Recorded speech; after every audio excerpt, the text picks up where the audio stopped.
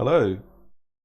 So yeah, this is my new Linux Mint distro, which I've used to replace Windows with. So no more Windows at all, and I've got a 240 gig SSD running Linux Mint. And let's just have a look at how we can start to customize it. So I've installed a few things already. First thing I want to check actually is Python -v is running Python 3.85. So let's try pip install Python, and what's going to happen here? No matching distribution found. Okay, sudo apt get install Python.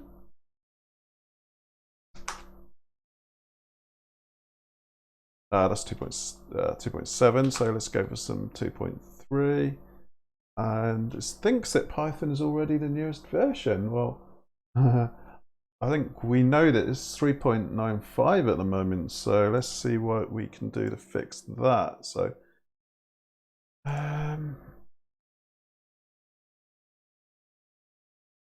install newer Python on Linux Mint. Probably got to update the yeah,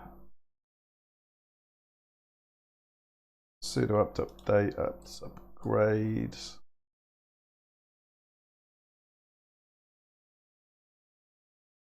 I've persevered with reboot. I don't know if I need. I think I may have done this already, so I'm not gonna. I've done that already as well, I think. Let's just try this. Dead Snakes PPA.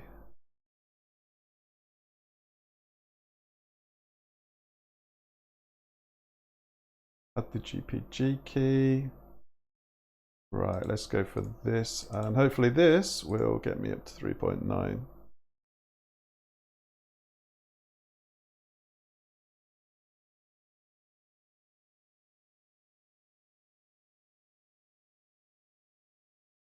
Good.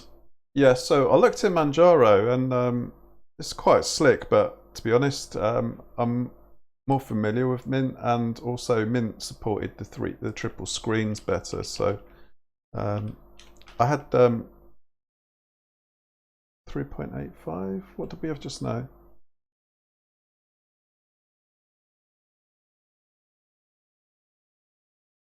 Was it 3.5? I've forgotten. What did we have before? 3.85 before?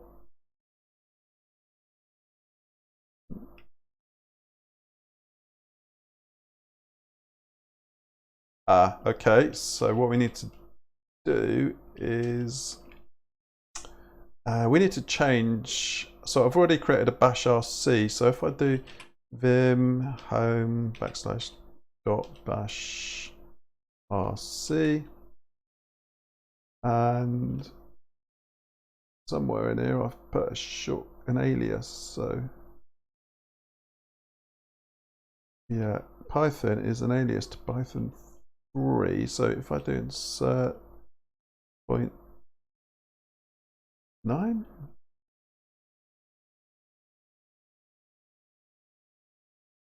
Python 3.95, that's better. So if I type Python, I didn't do source.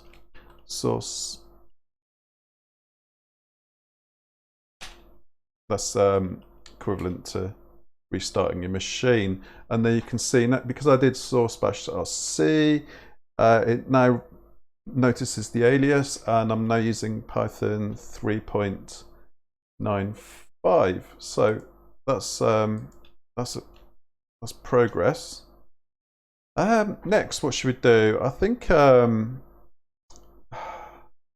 let's just check. I've installed Jupyter Notebook. I've installed virtualenv.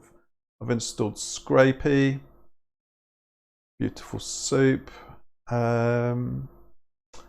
There was something else I was going to customize.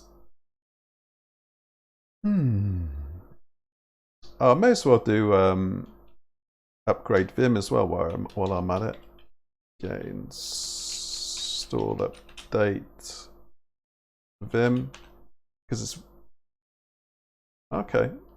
It's rarely the newest version when you get a new distro. So actually, we'll just check. If I go Vim, and this is 8.1.2.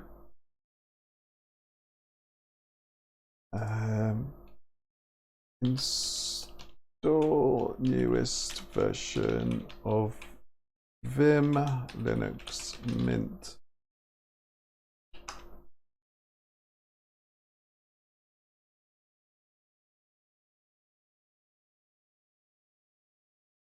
How to install the latest version of Vim. Yeah, so 8.2 is the newest version.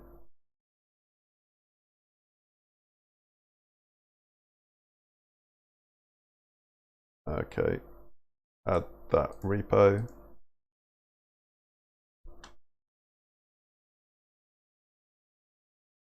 Added the key, do that update.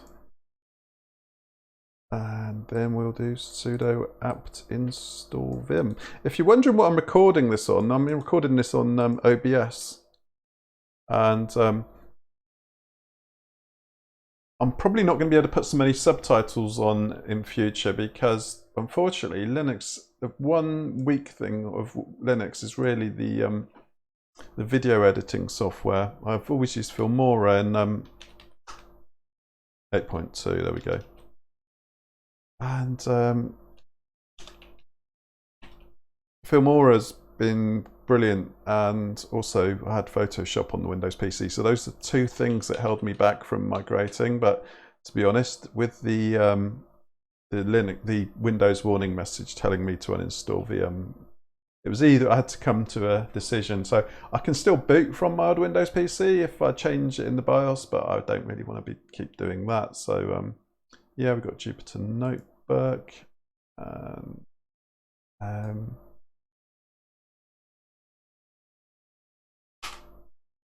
Right, what next? Let's oh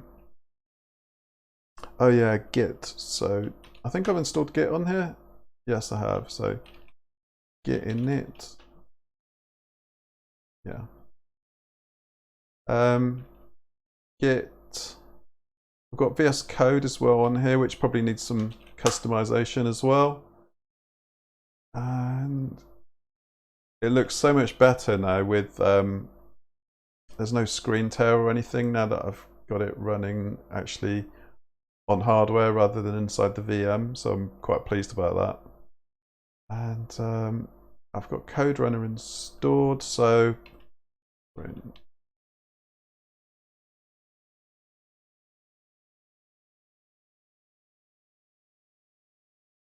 let's just save that.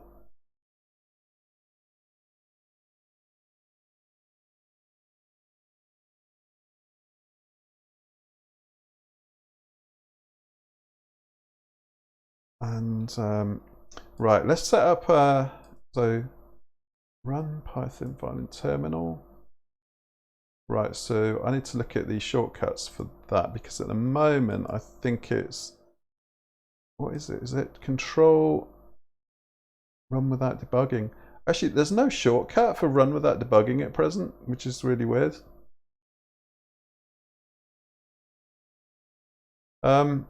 Let's go here and we'll go to keyboard shortcuts.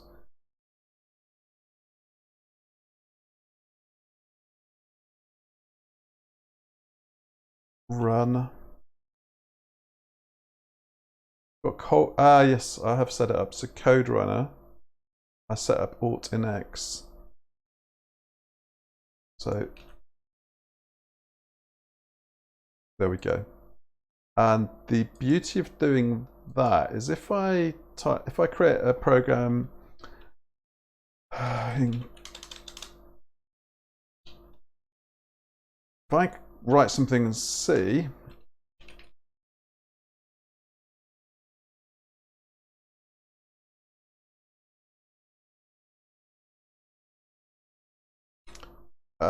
it should also work. So if I save this as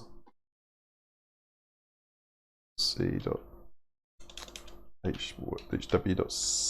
and then if I do the same shortcut, Alt X, yeah, there we go. So, but you can, it won't update this shortcuts on here or even on here. Oh yes, it does. It updates the shortcut here. So if you install the Code Runner extension, then I want to get rid of the mini map. That's really annoying. Right, okay.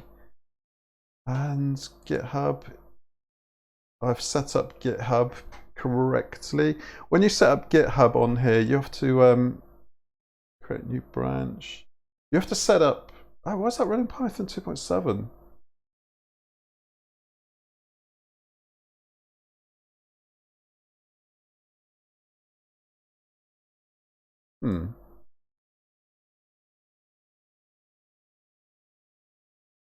It shouldn't be doing that, surely.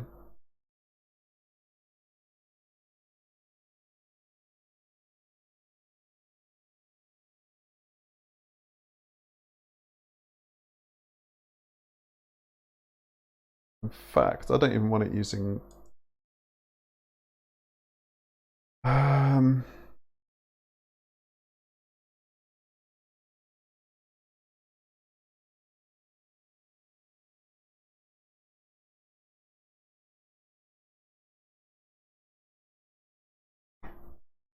Python 3.9. But okay, user or bin user. All right, let's run it again. I'm just going to close that and then see what it comes back with next time. So code. I don't want it defaulting to an old version.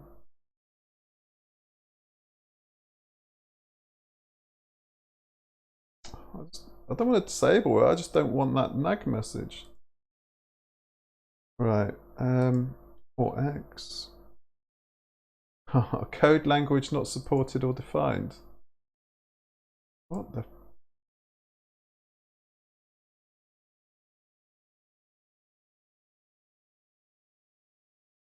Okay, so it's working now. Close it and check again. Two worst things about VS is this. Just don't show it again ever. And then if you disable it, you get even more nag messages. It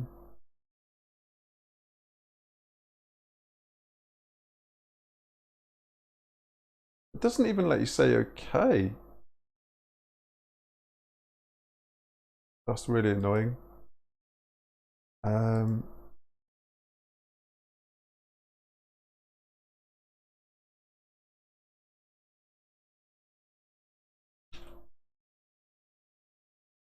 Yeah, good. So we've got Python 3.9.5 and it came up with that. So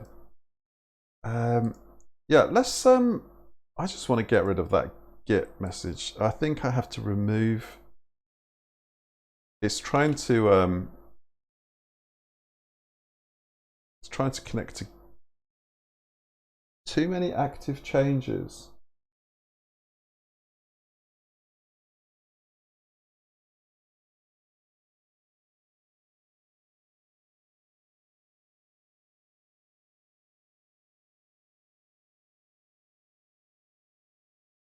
All right.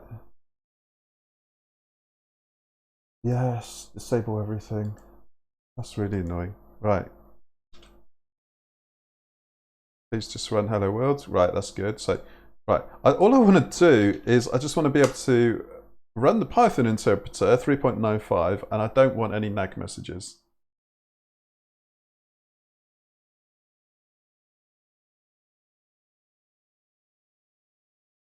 Is that too much to ask for?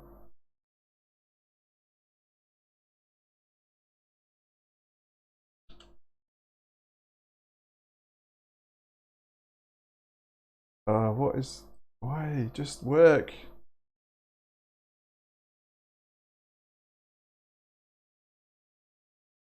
I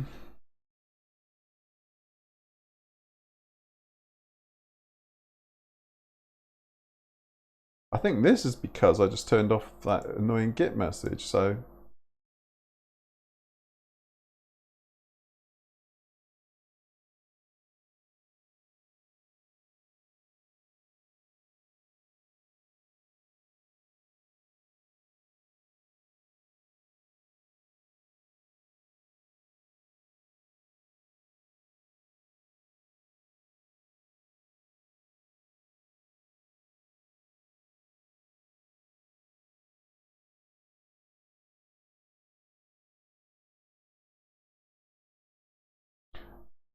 Right, okay, what is the shortcut for run?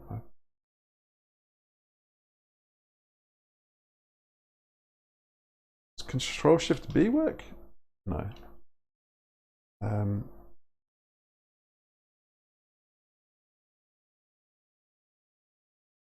Right, this is working. So I don't want to have to keep changing all these things when I boot up. I know you can set everything in a workspace and then hopefully it'll behave itself. Run, compile. Yes, so that's worked. At last, we've got working.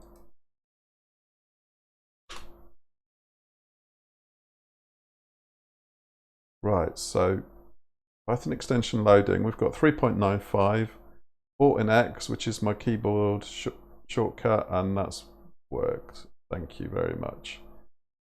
Another thing I like to do is just slightly change the background for terminal.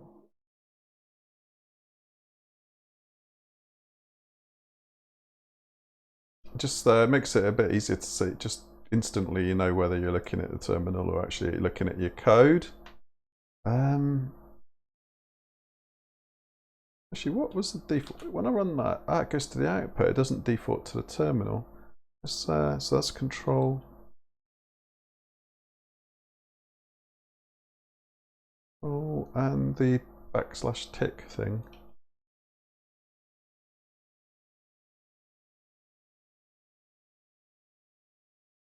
Oh, that's okay. Right. Let's now look at how to change. I think it's called workbench. Change terminal color vscode.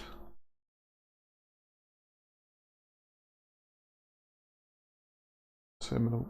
I don't want to change the theme.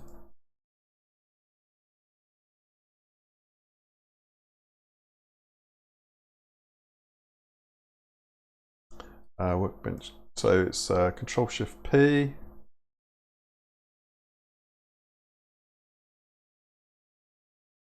No, it's not. Let's try it this way then. Settings. Workbench.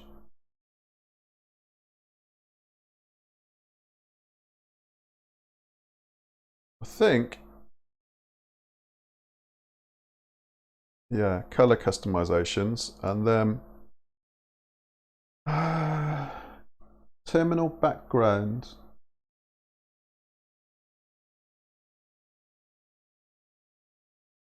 If you copy and paste that and put it in,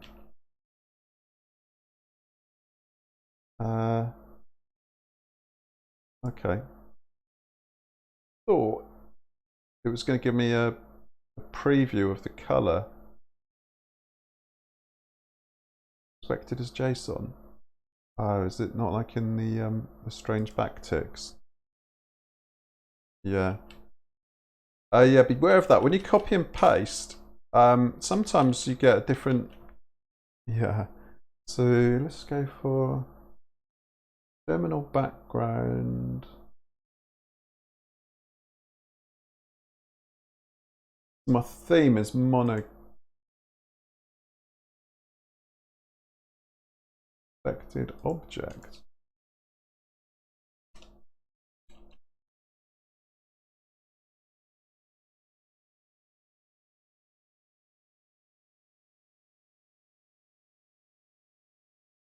Wow.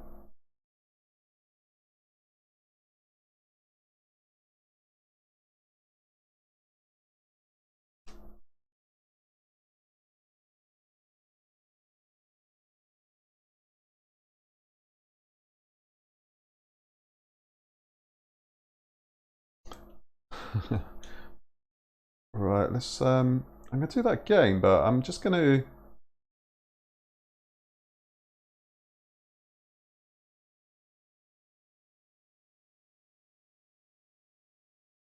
fix the commas. Did it need the comma at the end still?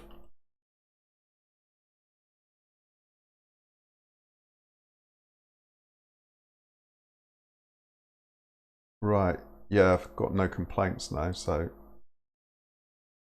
that's good. So now we've got instantly you just kind of see that you've got the terminal and then you've got your code. It's just split second thing. You instantly know.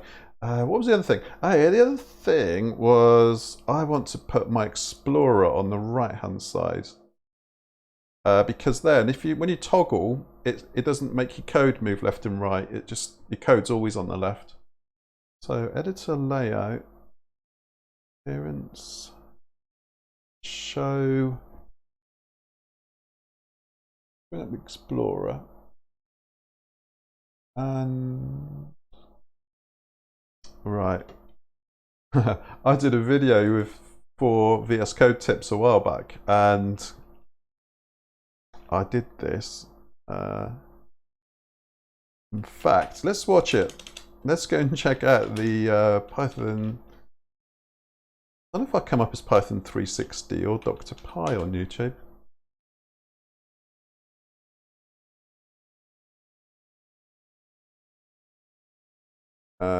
VS Code tips.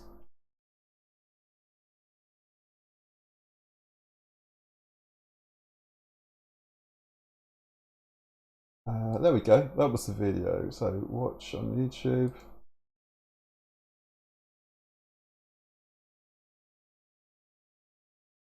And I even put in move the sidebar to the right. Oh, it was that simple. It's been a while.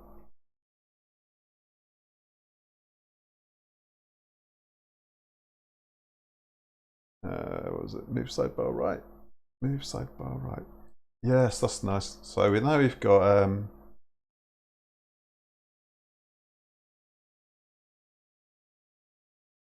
oh, I don't want to see this each time.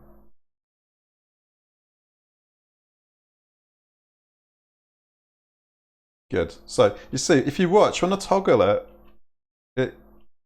my code stays in the same place, which is yeah, I've read this as a tip myself, and I thought it made a lot of sense. Let's bring up terminal, control, and backtick. There we go. We've got a nice black terminal. So I think that's quite nice, really. That's very easy on the eye and nothing annoying. We've got rid of the GitHub message about dare I do GitHub? If I do get in there, is it gonna bring up any weird? No, good.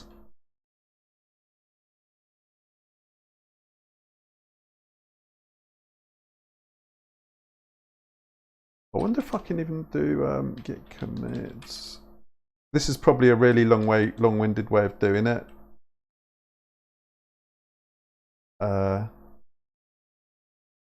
Enable to auto detect. I haven't set up my. I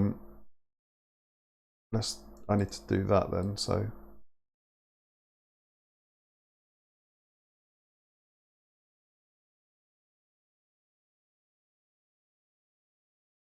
Just bear with me while I. So that was Pi Information Software, Pi International Software Solutions Company at gmail.com. And if you send me any spam, then you're a bad person.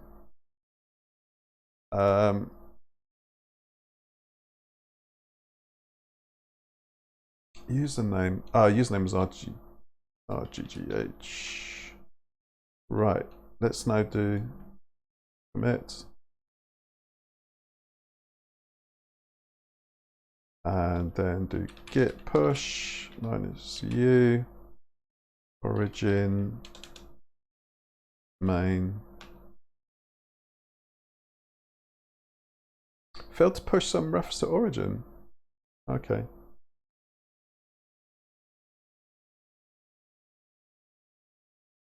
Oh, I'm not inside the same. There we go. Try it now. Get out. Git commit.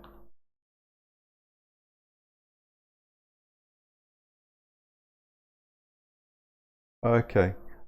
This is going to make quite a boring video watching me fix that. So that's a job for a rainy day. So yeah, I'm good with VS Code now. I do always like I don't write much C, but it's just nice to have the option to. What the?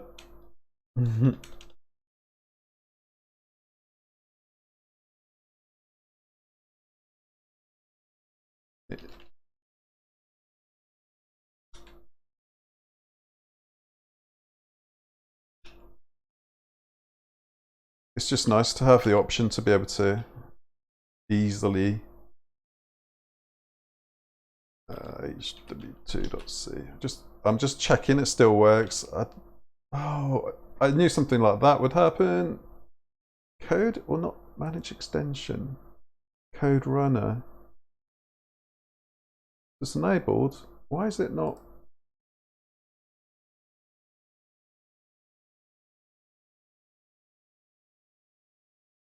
Oh, sorry. My bad.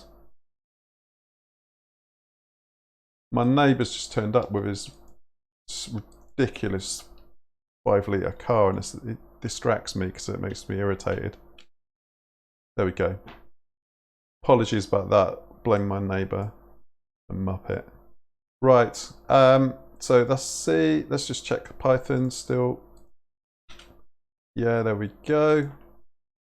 Python and C just by using a extension keyboard shortcut, which you can set from there. So yeah, all this is being done via Linux. No more Windows. So what should we set up next? Set up Notebook, VS Code. Kind of set up GitHub. GitHub works from here.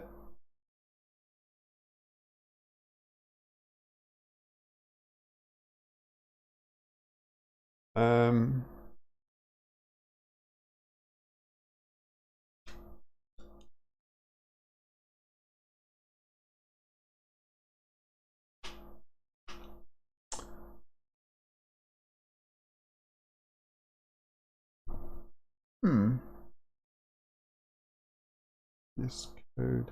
I don't know whether should I install Sublime Text or was that just a bad habit? In fact, yeah. Oh yeah, the other thing is curl ifconfig.me. Good, my VPN is working. I had to set that up as well, so it was basically, so if I show you sudo service open VPN stop, and if I run curl ifconfig.me again, you can see it's gone to a different IP address. It's because I stopped my VPN. So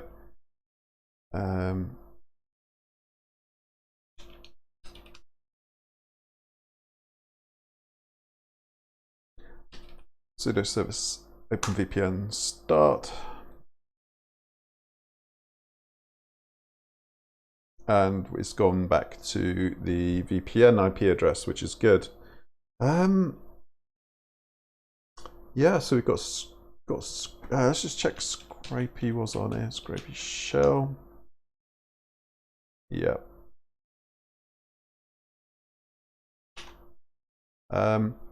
Yeah, I think that's probably pretty good there. Oh, does anybody want to just see how I make my... Now that I've got rid of Photoshop,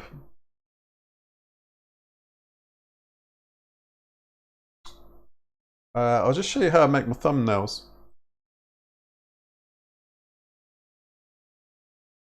So yeah, like a lot of people, I've started using Canva because you can access it from anywhere, and I've been itching to stop using Photoshop.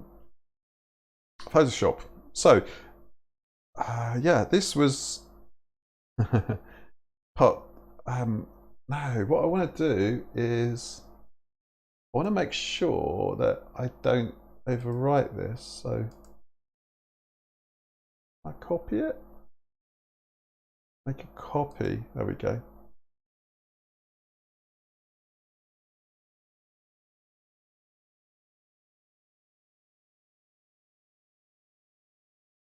Save to folder. Create a new folder then. So 2021 thumbnails. If you've not used Canva before, it's brilliant for the Python for YouTube thumbnails because they don't, because the resolution for a thumbnail is only 1280 by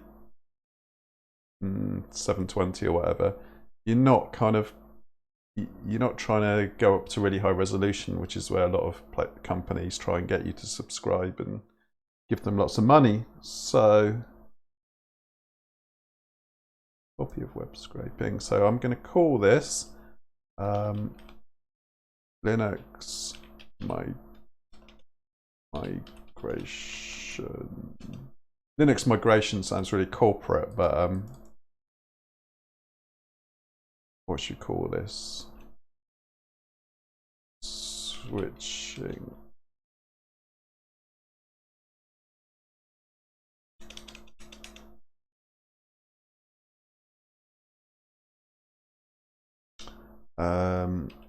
Linux setup. Yeah, okay. That will do there. What should we call this? Linux.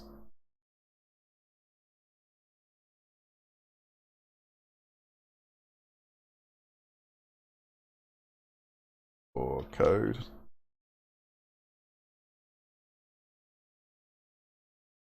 Keep that the same.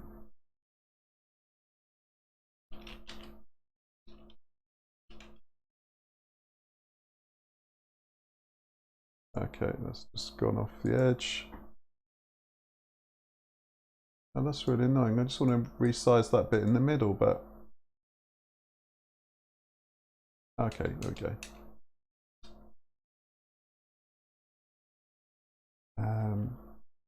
Put some icons on here.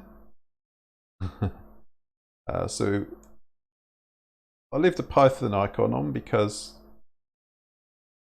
although I've only written hello world, it's I've kind of shown VS Code, Code Runner, and how to create the shortcut to run Python. And I've installed Python 3.95 and I've edited bash rc so that when I type Python, it runs Python 3.95 as demonstrated. Python -v 3.95. So yeah, don't sue me because there's not enough Python in this video. Oh well, let's put Linux Mint logo.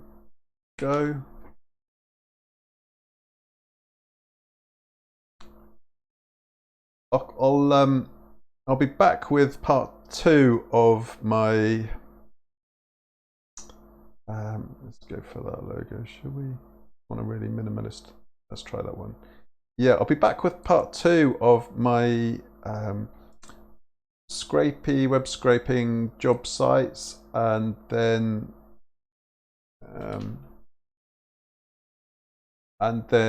we'll be doing some exploratory data analysis, and we will be Yeah. And then we'll be doing probably some machine learning or bag of words. The other thing I've been learning about is word2vec. So in the next video, we'll be trying to make sense of what I've scraped so far. And the reason why this is taking a bit longer than... Oh, that's gone up there. Did I do that? It's because I'm having to run it every day because I can only scrape a few results each day. That's the whole reason. So yeah, I could use Selenium, but I don't want to. And I want to use the database. And part of this tutorial, we'll be looking at how to use pandas with SQL and also using Postgres. So pandas, Postgres, Scrapy, those three things put together. Now, why am I using Postgres instead of MySQL? I think Postgres has got... There are some benefits of Postgres.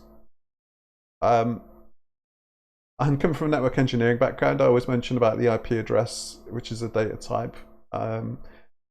Postgres is actually, I think it's probably used in business and companies more, and I think the default for web servers and just when you buy your own website and you get MySQL, and everybody's familiar with MySQL, but yeah, I want to learn enough about Postgres so that I can make a informed decision whenever I need to use the database. If you're new to databases, then you can just start off with SQLite. Then try MySQL because there's more information out there for MySQL, and Postgres. Yeah, Postgres is it's very mature and it's very stable, and there's lots of nice things about it. So yeah, come back and watch part 2 because there'll be more Postgres using PsychoPG2 to connect, and then I'll be using pgadmin 4 to view the results in a browser, and I'm using a Raspberry Pi for my actual server, believe it or not. So yeah, what else? Let's put on a VS Code icon, shall we? I know this is not really a coding or tutorial, sorry about that, but I just thought it's always interesting to know how other people set up their machine, and let's just and if you've got your own channel or you make your own videos, it's just, I think it's, maybe I'm just nosy, but I like to see how other people kind of set their things up, really, just in case I can find a new tip or trick. And if you're like me, I don't actually like these videos in general. I don't like these videos where they say, you know, top 10 tips for blah blah blah, and then they have a massive long intro, and it's just clickbait, really, isn't it? If you think this is clickbait, well, I'm sorry, but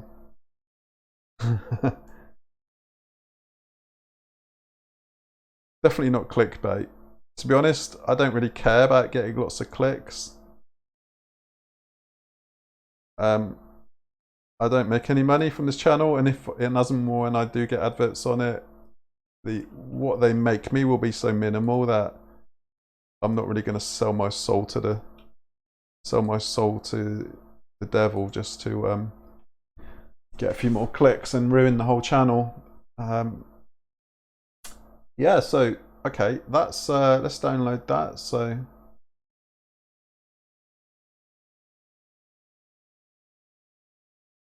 in fact, it's not really setup, is it? It's post setup, post install setup. I wonder if I can make that smaller. Then I can. No, it's making all of it smaller.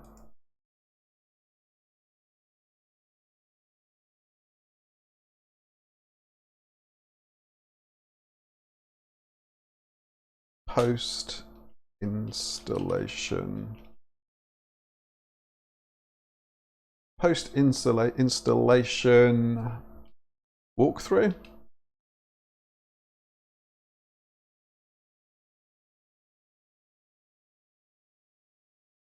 I think it's justified to the right. There we go.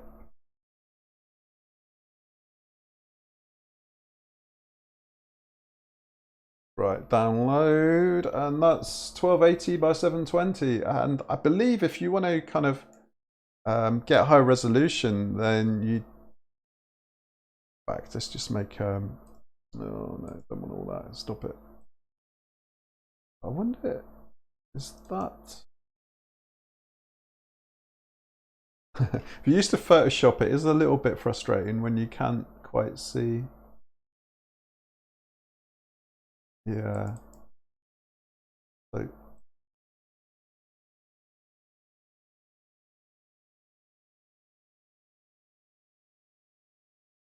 I've got opacity turned up on that, but that's okay. Looks quite nice.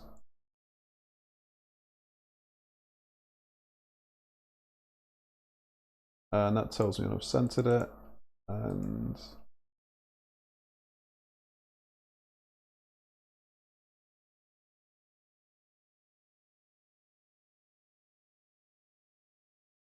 yeah, if you don't watch a coder trying to make an artwork video. In fact, can I justify that?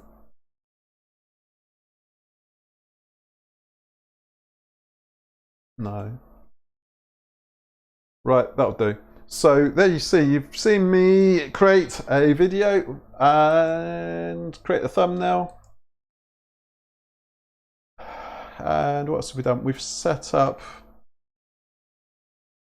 oh, so much pestering, isn't it? Right, gone, good. So,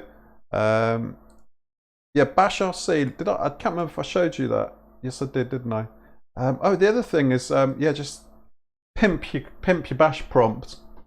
If you've not seen that, then there's tutorials out there. I'm not gonna spend ages showing you that, but I'll just show you where to. So bash RC, and somewhere down here you've got you'll find PS1. Wherever you find PS1, yeah, there you go. So this line, and in actual fact, if you go on, you can actually find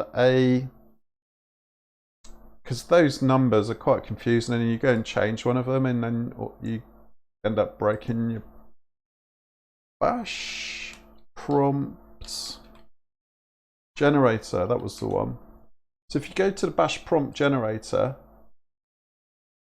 I can't remember which one I used. Probably this one. No. Bash RC generator. I can't remember. It might have been this one.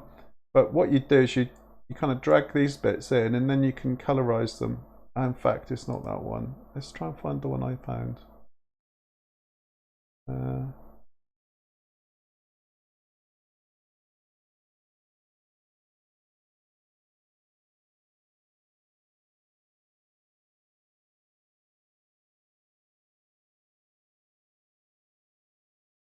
Text color. Okay, this isn't the one I used, but there you go. I'll just zoom in on that. You can see you can make your prompt red. So then you go from a red prompt, and then you go computer name. So computer name you can make green. Directory, and then you can make that I don't know, cyan. And then can you see it's built this long string here? What you do is then you copy that. Apologies if you know all this already, but then you just paste it over here. Paste it in there. And yeah, then you would do source bash RC just to make the changes apply, and then you would end up with a fancy colored prompt. So yeah, I hope that's interesting. I know this has been a bit of a random video, and I'll be back with, let me just show you where I got to with GitHub.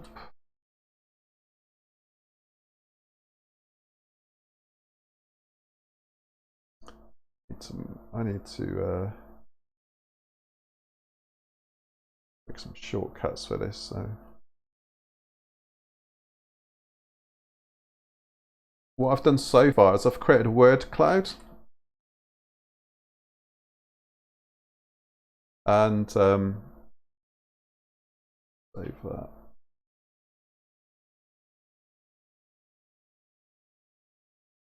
Where did I save it?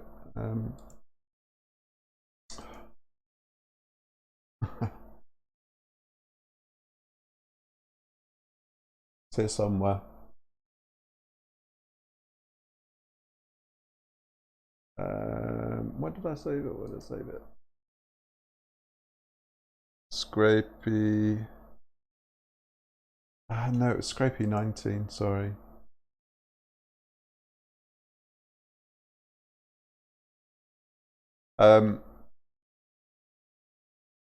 That's the page I need to. Why does I need it to always come to this page? Bookmark that for now. In fact, can I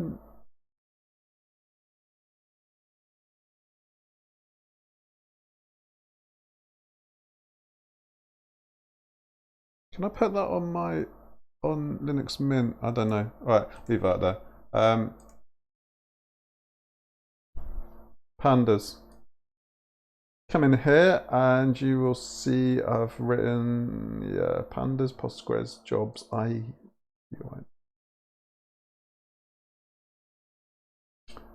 GitHub's amazing because it keeps the information. There's not even, so that's everything I've got in my database on my Raspberry Pi. And I made let's zoom in on this so you can see it a bit better. I've made a word cloud from what I scraped from Jubel, J-O-B-L. So what I was searching for was Jubel Jobs UK, and I was just put Python. I think it lets me put remote, and that's probably, I think that was the reason why I wanted to use Jubel. Yeah, there we go. No, I don't want alerts. So I've been scraping remote Python jobs, and then I've been doing the last 3 days to narrow it down. Remote job. In fact, I said it's the last 24 hours, and I got it down to 15. By setting it down to 15, it means I wasn't having to use the load more next page, which was running some JavaScript, which was causing a headache because it meant that I couldn't show you. And there was no way of accessing the API either. So as you see, as a scroll,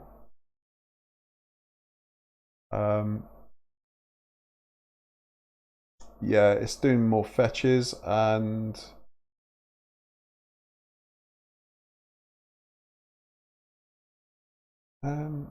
we go to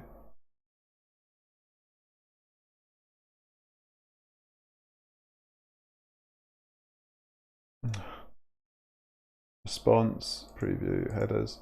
We look at request headers. In fact, I didn't notice that last time. We've got the payload there.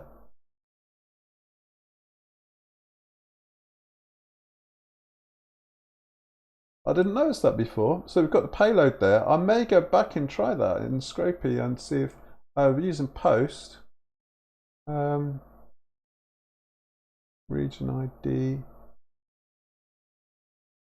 I think might be in business now actually, because can you see that? I'll just zoom in a bit on that, and we've got the request payload. So potentially I can use those as query string parameters and make a post request with Scrapy.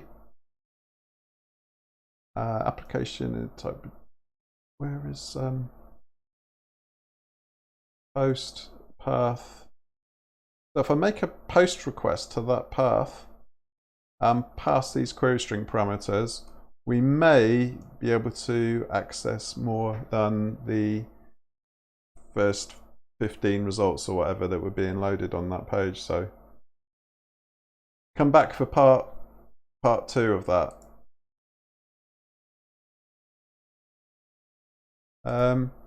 Yeah, anyway, back to what I've done so far with processing this, what I've scraped so far. So using Wordcloud, you have to import Wordcloud or pip install Wordcloud. That's everything I'd scrape, so I'm just showing the data frame. That's the Wordcloud. And then I've just I found a tutorial where you can effectively you can convert an image to, well, you convert the image to a NumPy array, and then with that array you then basically do, I think it's probably like a binary mask. You actually overlay your Wordcloud over the top of, yeah, mask equals transformed wine mask. It's called wine mask because it's from, probably originated from the Kaggle wine reviews. Anyway, there you have it. You have the outline of a wine bottle with the Wordcloud over the top of it. Don't confuse that with the Clever Programmer YouTube channel. It's different. So this one's actually, yeah, just a website. It's not linked with the Clever Programmer channel. So there you can see you've got a Wordcloud, and what I did was on their example they had it was quite small, so I just adjusted. Where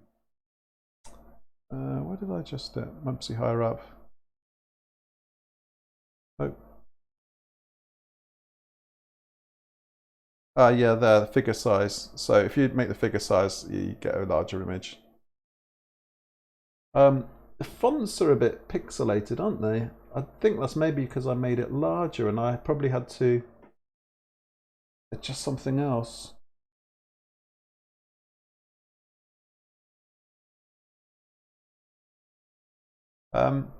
Anyway, that will be all. That will be, you will find out more about that in the next part of the video. So thanks for watching. I hope it's not been too boring and you've kind of, I mean, to be honest, everybody just skims through. Everybody fast forwards through a long video probably anyway, so fast forward through this, you might have picked up a few things. You've looked how to make a thumbnail, you've looked how to set up some keyboard shortcuts, how to customize VSCode, how to make a Wordcloud. Well, a brief overview of how to make a Wordcloud. Yeah, the other thing I used was Pillow. And yeah, stop words. So I was actually using a lambda filter before to manually kind of remove the stop words, but Wordcloud has got stop words method, so that's good. Anyway, hope that's been interesting, and then I'll be back soon with another video.